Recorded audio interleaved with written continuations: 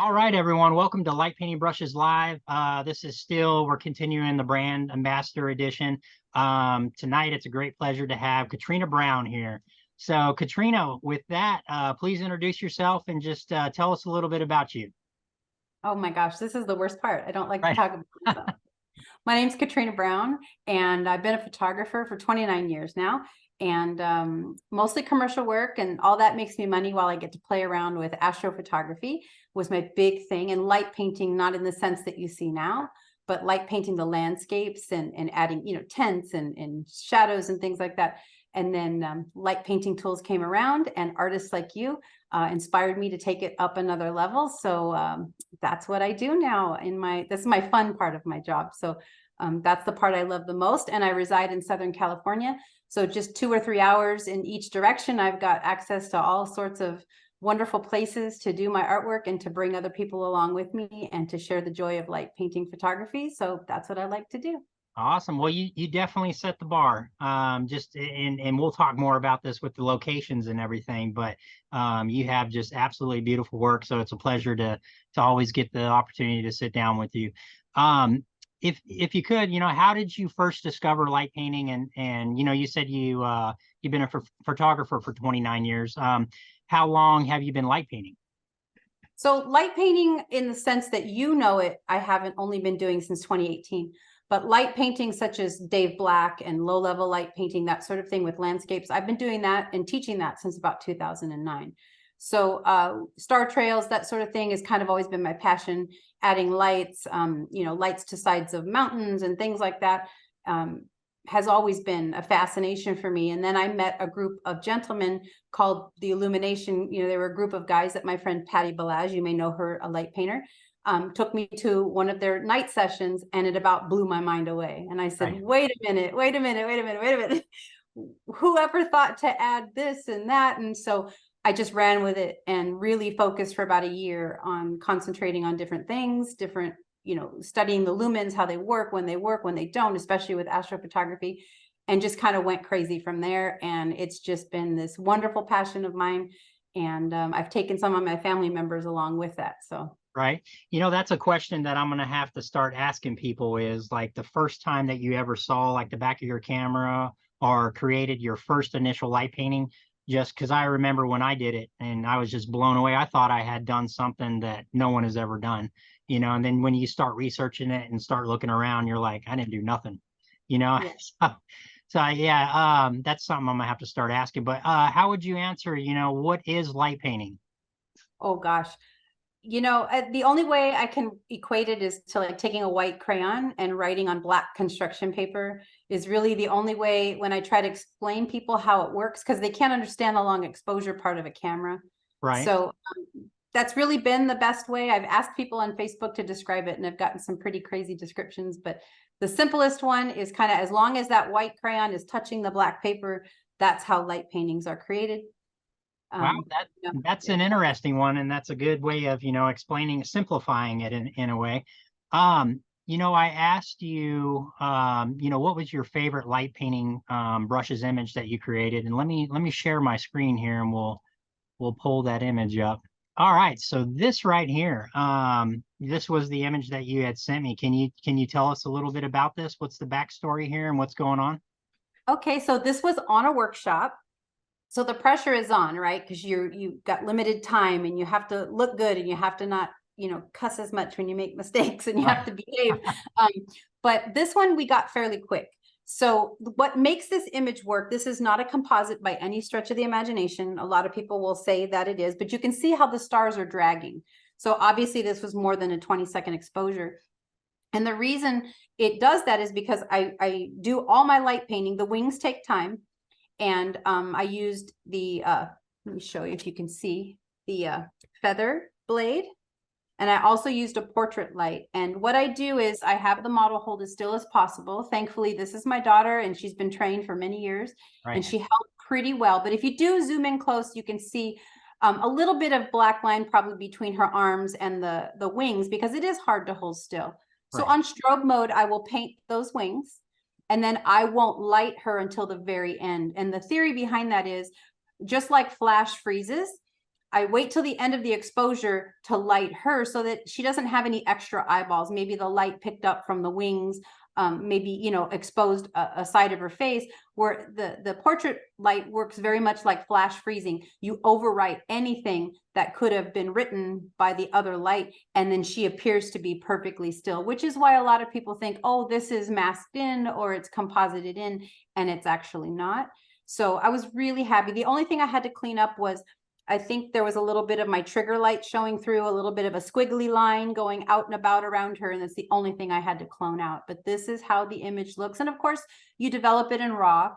You lift your shadows a little bit or add a little bit of clarity. But the starlight alone is what lit this scene and also just gave it such an ethereal look. And of course, you have to use a very low lumen setting with your flashlight because you're working with the night sky. Are you applying the 600 or 500 rule when shooting the stars, or is it just whatever the exposure is? Yeah, I'm using that rule, but I know my lenses, and I know that the lenses that I work with, 20 seconds is about it. I don't go any farther than that. But the reason we have a drag is because this is all in one exposure. So Right. this is bulb mode until I'm done. Once I'm done painting everything, then I close the exposure. So I am substituting sharpness of the stars for, there's no way I could physically do it in 20 seconds.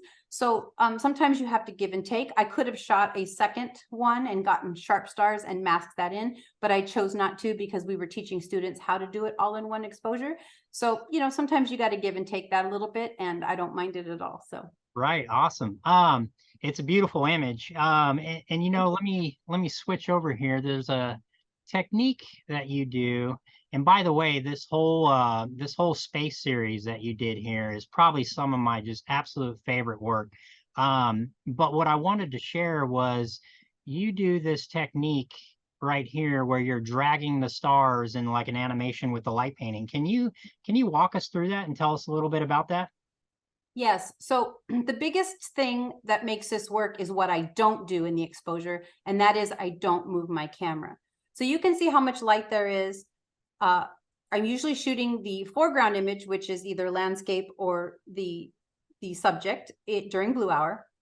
And then I wait for the stars to come out, and I do not move my camera. And then I shoot the star trails at the exposure that I choose.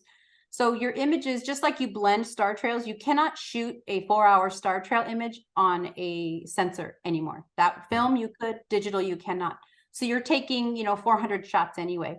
So what's the difference if you're layering in a light painting on top of that? It's all the same. It's not compositing. In the night sky world, it's considered blending. So you're just basically stacking the shots on top of each other and having it all blended in together. So it's a simple process in the sense that it's all processed very easily, but that's because you're doing 90% of the work in the field by waiting and actually being there for 4 hours, shooting your light paintings at first or at the end. You can do them at the end as well, but you can't do them in the middle because then you lose your stars. And then you just let your time lapse go for your stars and you blend the two in post processing. Beautiful. It's really cool. It's one of my favorite things that you do, and just to see the light painting where it's still, and then the animation of the sky is just absolutely awesome. Thank you. You know, with your work, location seems to be a huge inspiration for your work. Can you tell us about a few of these incredible spots? And I'll pull a couple up. You know, that where you light paint, for instance. You know, let's just pull this up right here. Just this beautiful church here, I'm assuming, like an old kind of miney town. Yes, so this is Bodie Ghost Town. It's in the Eastern Sierras. And just so you know, you cannot shoot there at night without a proper permit. They actually live, the rangers live in those old buildings from, you know, 17 and 1800s, and they will catch you. So you have to pay a permit. And that's why I don't usually go by myself. That's why I have a workshop so that those costs are covered. And you're only allowed in there till 1 in the morning. So you really have to scramble to get some work done, but it's just enough time to get a 4-hour exposure on the church, such as this. So we don't leave the light on for 4 hours. We take our blue hour shots with, you know, some lights inside the church, colored gels, whatever we're using at the moment. And we do a long exposure of the church. And then we shoot the star trails separately. And then we just, like a foreground shot, you just mask that on top of your star trail shot. Um, you said the Rangers live. So are these state parks or national parks? Any of them? Bodie, I believe, is a state park. I should know that. That's When kind of they they recently ran that article about light painting being, pollutant to the environment in national parks and state parks too. Are they, have you noticed a change in the restrictions and everything with light painting in places like this, or? not this place here is Goldfield, Nevada. This place has no rules or regulations. These are private places. So we did get permission, and we got to know some of the locals so that they didn't think that we were up to no good or that we were vandalizing anything. But the prior one in Bodie, it is a private, it's owned. There is a Bodie Foundation that restores the park. So buying a permit and doing these sorts of things helps support, like the church right now, I think needs a little over $1 million because it's about, it's going to fall over soon. Wow. So there's all kinds of restoration projects. So even though, we're having to buy a permit, it's still helping these places get better. So they don't really mind the light painting. They don't want bright lights. And that's the beauty of light painting, is you can use low level light that even your eyes don't see, like tea lights and things like that. But on a long exposure of 20-30 seconds, completely glows like the sun. So even though this looks very bright on your screen, the light was barely visible to your naked eye. It's interesting you say that, because when I read all those articles, to me, it was kind of a smack in the face as a light painter, because, it is, a lot of it is just low light, especially when you're trying to pull in the environment. It's not like we're out there with big beams of light like most of these people are, just to get the beam of light up into the Milky Way or something like that. And I just don't consider that technically light painting, so the article is kind of unfair in that aspect, so I don't know, that's just my personal opinion. But when I read those articles and then I see mining towns such as Goldfield, where they've put up these lights that you could probably see from space that ruin some of our foregrounds, I think honestly that's more of a problem than me using a tea light inside of his little, or even a light tube or a brush or a blade. I think those things are a lot more harmful than the techniques that light painters are using. right. And I had a night sky, Nevada night sky advocate at a speaking event that I had in Goldfield, Nevada at that time. And it was agreed upon that, there's other things that need to be focused on rather than what we're doing that need to fix this problem, such as the street lights and some other things that are happening where they're really not necessary, and also the type of lighting that they're using. Well, what's this location here on the screen? This, I thought this was super cool with the hands and the face there.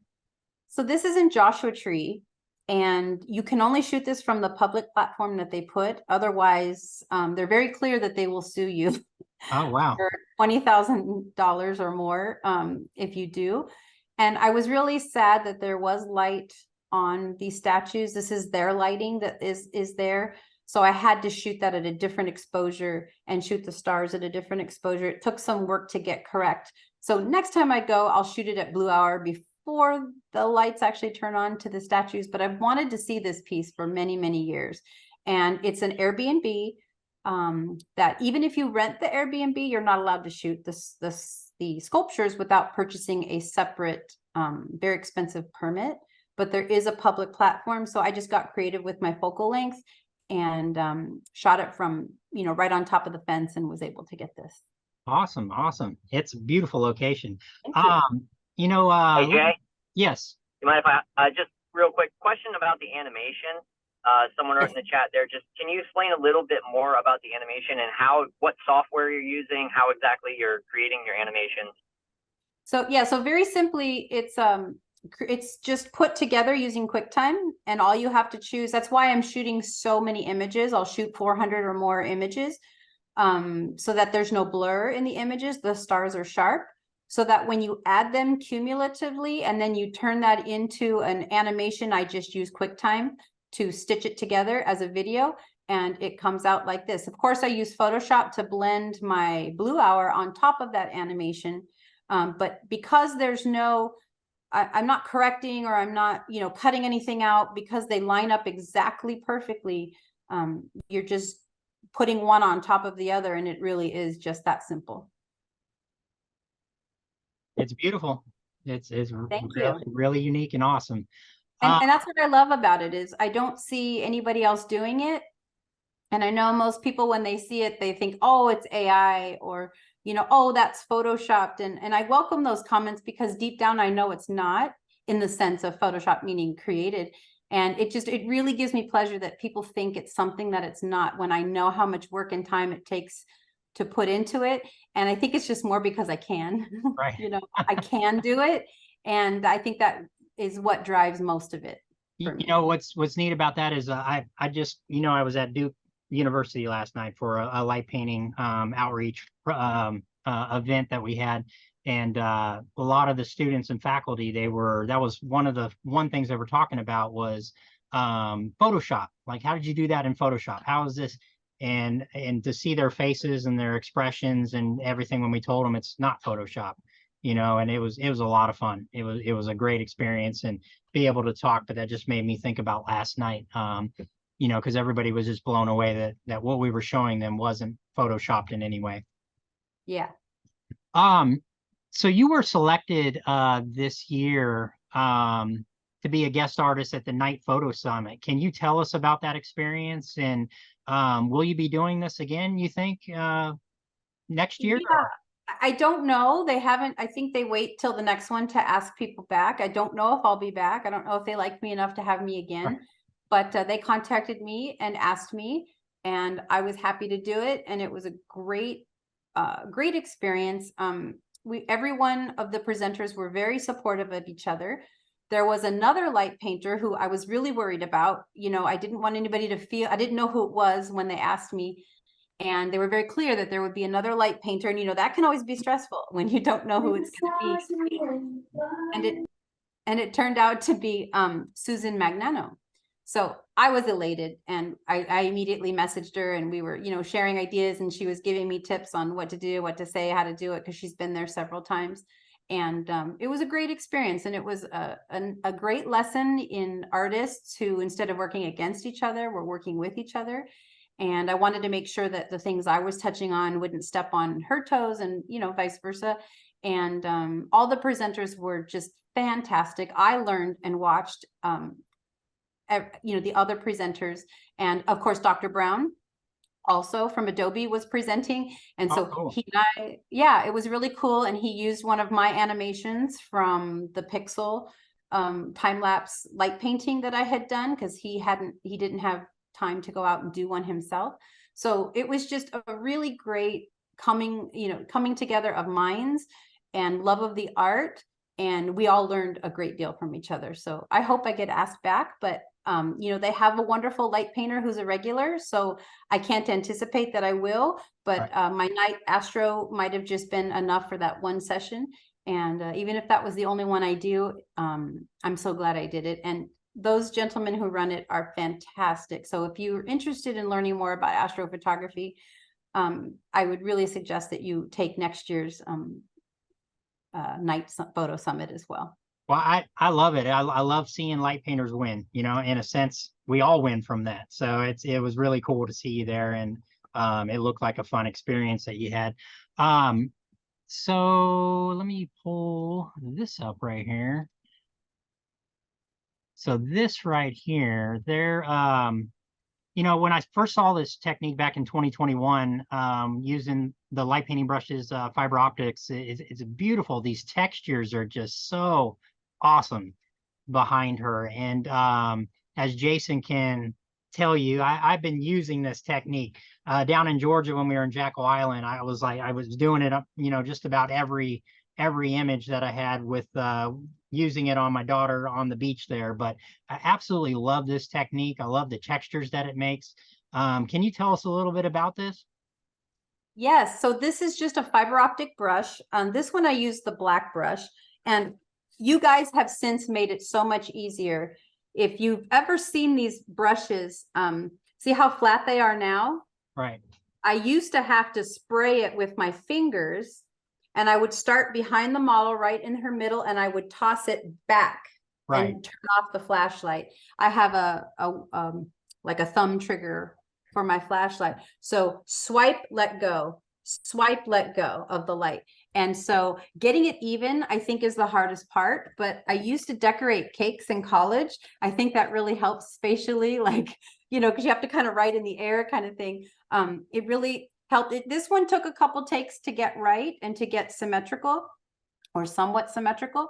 I'm very particular, and I really like to shoot symmetrically as much as possible. So, and this was in a studio. This was during a workshop. And we were in a blacked out studio, and my poor daughter had to stand still for a very long time because this was not a quick process.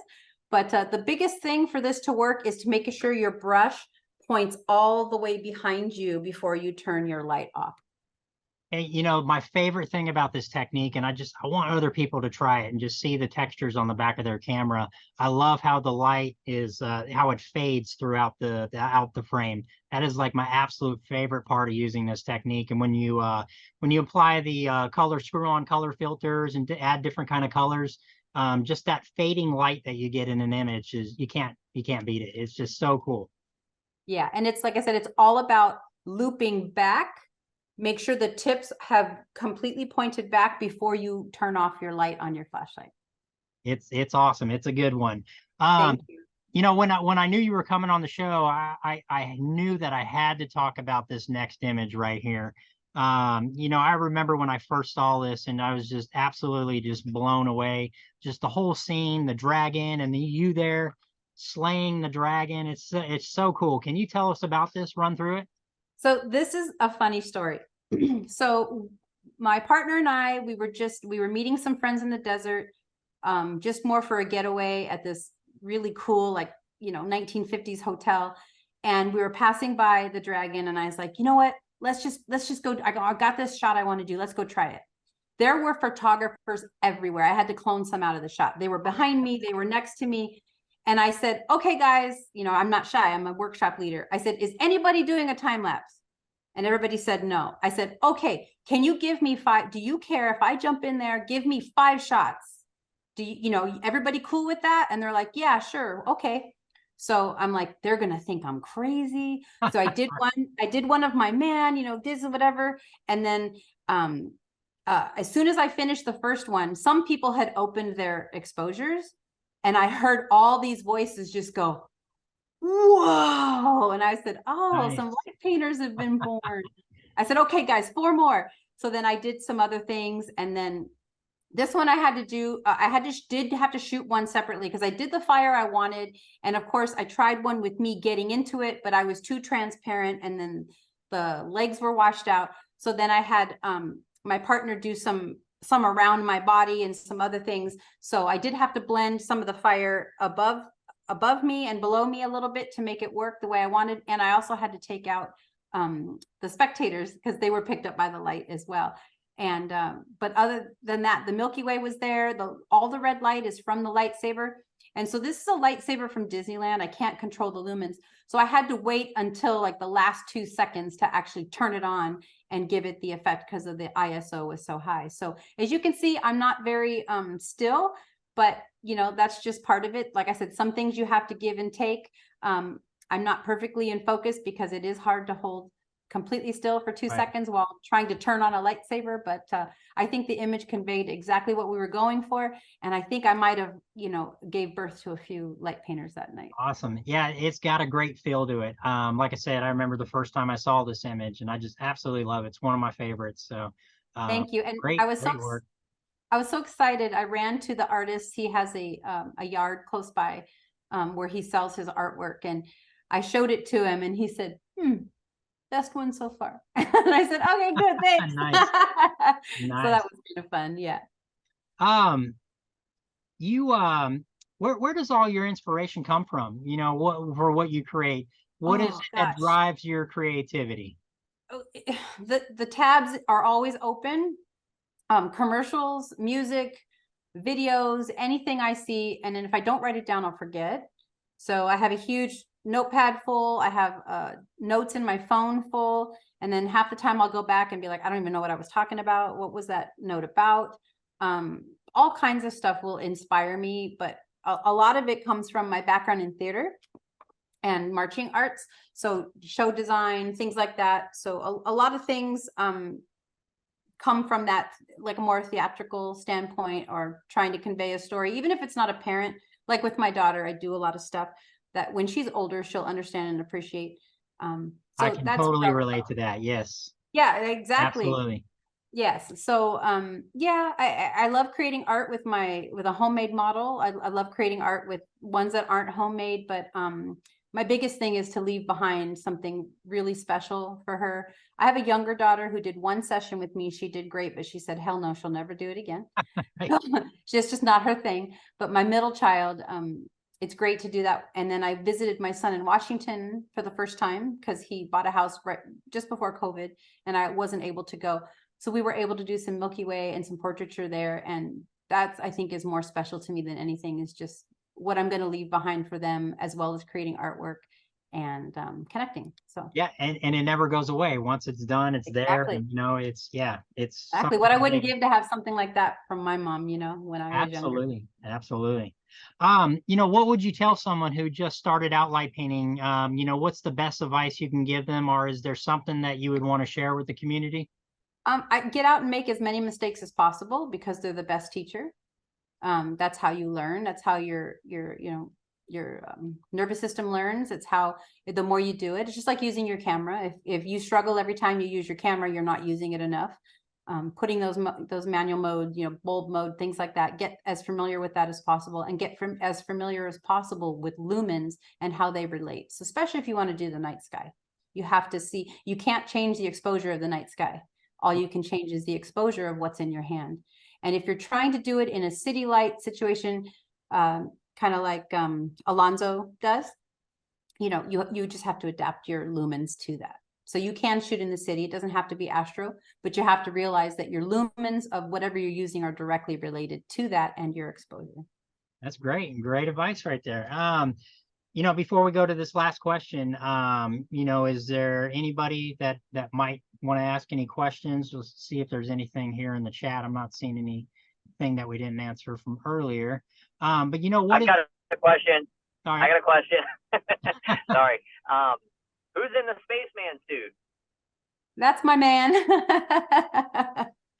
So, but it could be anybody, right? That's the great part, is we've done some work with, like I said, Dr. Brown. We did a string of workshops close together at Joshua Tree and Goldfield, Nevada, night sky places. And I really wanted to convey, a sense of like space stories. If you're going to go to, there you go. And that was actually an Amboy, which is also a dark sky place, much darker than Joshua Tree. But I yeah, love so these. There's so many of them on here. If you just go like this doorway, like I saw this this right here, this little. yeah, and that was made with the blue sword from light painting brushes. And I just I tied a white grocery bag to it to kind of give it a little bit of drag. Oh, cool. And so you can see the blue on the ground, and the light in the helmet, it's just a tiny string of miniature lights. And this costume came about. It's an even funnier story. There's a reel. I was heading out on a trip, actually, I think, to this workshop, and I ordered a helmet, a $40 helmet. It was great. And I had 2 hours before I was going to leave. And I said, what do I have around the house? Because I costumer. I can make anything into a costume. And I said, wait a minute, I have a Tyvek suit from a COVID shoot I did that I never used. So I grabbed it. Right. And then I printed patches, images that looked like patches, and I ironed them on. And then I had some puffy gloves, because I always collect gloves. Don't ask me why. I collect all the things costume wise. So I had these puffy gloves. I had these puffy shoes that I probably used for a production for like Beauty and the Beast, but I never used them. So I just spray painted them white. And in under 2 hours, I had a full costume that on camera looks great. Oh, it so does. yeah, $40, and what was laying around my house, we had it, and we actually haven't modified it since. I made a backpack for it with one of those blowers from like a Tyrannosaurus Rex blower, but we just haven't used it much. But yeah, I think it's great, and it conveys, a sense of humor and interest that I just think is kind of unique, and I really like it. So not only that, just the environment you're shooting in. the Yes. desert there makes it appear as if it's, and here's a little backstory on what you were Yeah. just talking about, but it makes it appear as if it is somewhere in outer space or some planet. So, you know, that's a cool aspect of it right there alone. Yeah, Trona to me screams. I mean, Star Trek shoots there, right? All these places, they're all filming locations, and no perfect better place, even for Jedi stuff. Right. Yeah, so I kind of just go with it and make it my own. And my thing is more a simplistic getting across. You know, not so much complicated in the light painting itself or doing intricate patterns, which I would love to have more time, but I have to stick to simpler things that students want to do, because that's the majority of my, very rarely do I get to go out shooting by myself. So majority of the time we're playing with newer people, and it gets very confusing if you get a little too crazy. But yeah, so I'm right now focused more on the simplicity of the concept and getting the idea across with a little bit of light painting to show you exactly, you know, what mood or concept you can get across. Well, keep up all the amazing work, my friend. You know, it's beautiful Thank work, you. and love following along, and you do great things. So, Thank you. And I will say there's hope. You know, I did an ad campaign for Mercedes-Benz, and they booked me based on my light painting. So, you know, there's space for it. Google Pixel, they booked me because of my light painting.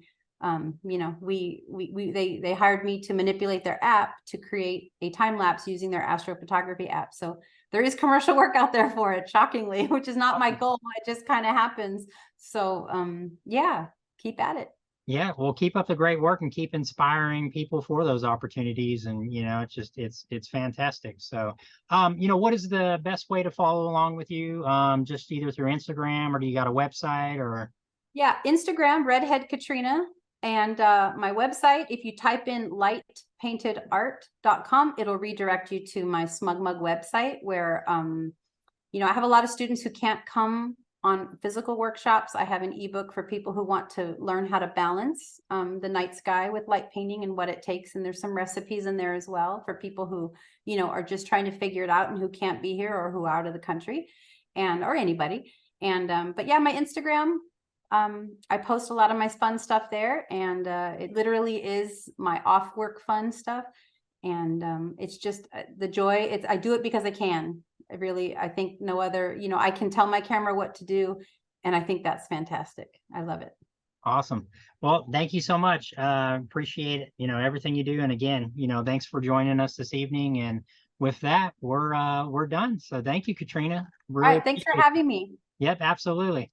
Thanks, everyone.